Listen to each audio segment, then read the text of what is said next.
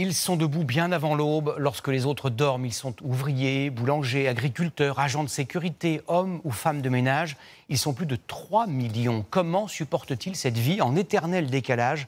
Pour inaugurer notre nouvelle rubrique, Notre France, nous nous sommes intéressés à ces travailleurs de la nuit, presque invisibles. Mathieu Poissonnet, Cléa Joanneau et Antoine Silberman. C'est la France des nuits écourtées. La France qui s'active en coulisses.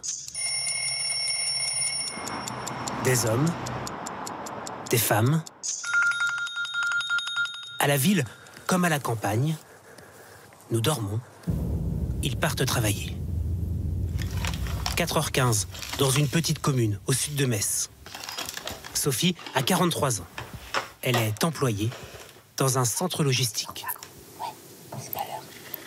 À l'étage, ses 2 enfants dorment. Sophie débute son service à 5h45. Son mari sera tout juste rentré pour réveiller les petits, car lui travaille de nuit dans la sécurité. Ça roule comme ça. Ah ouais, c'est obligé, parce que dès qu'il y a un petit couac, c'est compliqué.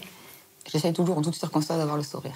Même quand ça va pas, bon, il y a des jours, c'est sûr, c'est pas évident, mais j'essaye d'avoir tout le temps le sourire, en fait. Parce que c'est important, je trouve. Après, il y a des jours, je dis pas, on a la tête de travers parce qu'on est fatigué, on a passé une sale nuit. Sophie n'est pas du genre à se plaindre de se lever tôt. Elle n'est pas du genre à se plaindre tout court. Et ça, même sa fille de 6 ans l'a remarqué.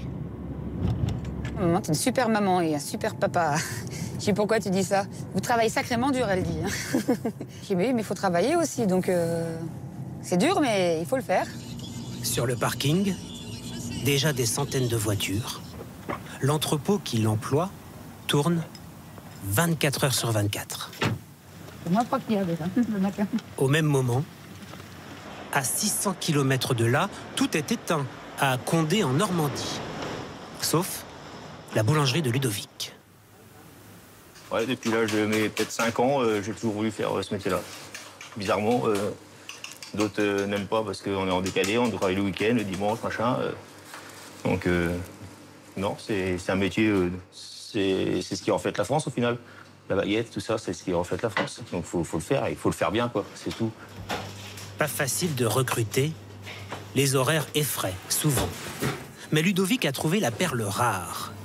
Lucie, apprentie de 18 ans, qui, bien sûr, a connu des moments de doute. Au tout début, beaucoup de fatigue, beaucoup d'hésitation, beaucoup de questionnements. Pourquoi je me suis lancée là-dedans? Puis quand on aime, ça passe au-dessus, tout simplement. C'est tout. Les boulangeries ne sont pas encore ouvertes. Les Français sont déjà nombreux à prendre le chemin du travail. À Corbeil-Essonnes, le premier train direction Paris part à 4h15. À bord, beaucoup d'agents d'entretien. Ils vont nettoyer les bureaux avant l'arrivée du personnel. Là, tu sens que je me lève à cette heure-là. On est les invisibles, ceux qu'on ne voit pas. Maria a 65 ans. Elle commence à travailler à 6 heures chaque matin. Quand on lui pose la question du salaire, de possibles primes au réveil matinal... Des primes? Alors là, faut pas rigoler. Ah non. On est vraiment au SMIC, pas plus. J'ai de quoi payer en loyer, en électricité et tout le reste. Mais ça va. On fait avec. Il lui manque encore quelques années de travail pour espérer une retraite convenable. Elle continuera à nettoyer les bureaux au petit matin pendant encore 3-4 ans.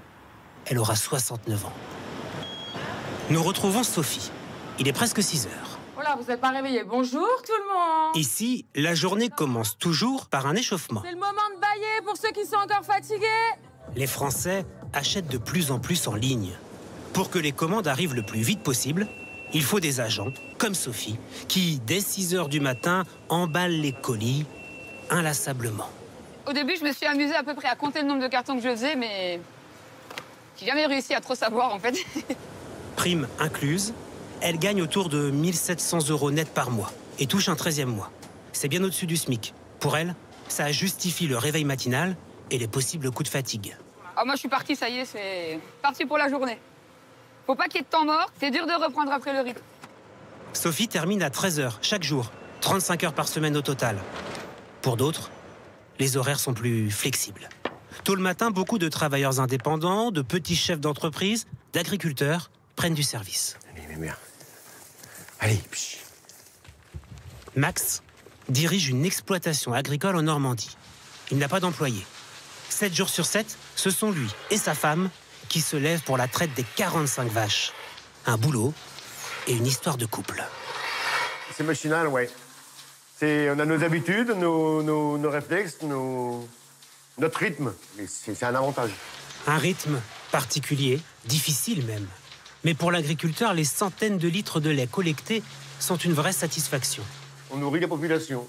On fait un produit noble et pour nourrir la population. La population qui, dans sa grande majorité, commence à sortir du lit. Le soleil apparaît, les clients arrivent dans la boulangerie de Ludovic. Les travailleurs du petit matin ont tout préparé. La France peut se réveiller.